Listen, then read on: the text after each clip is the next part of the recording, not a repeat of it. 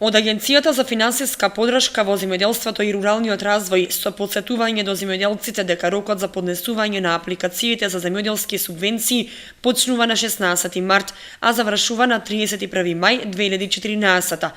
Барањата се поднесуваат во подрачната единица каде што е регистрирано земјоделското стопанство, но од агенцијата потсетуваат дека до 15 март мора да се пријават промените во производството и бројноста на добитокот, во спротивно не може да се поднесе барање за субвенции.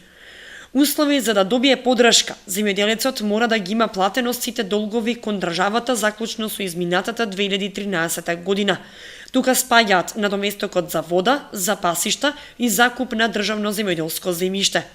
Промените во земјоделските површини се пријавуваат и евидентираат во фарм регистарот во подрачните единици на Министерството за земјоделство, додека документ за бројната состојба на стоката фармерите може да обезбедат во ветеринарните станици.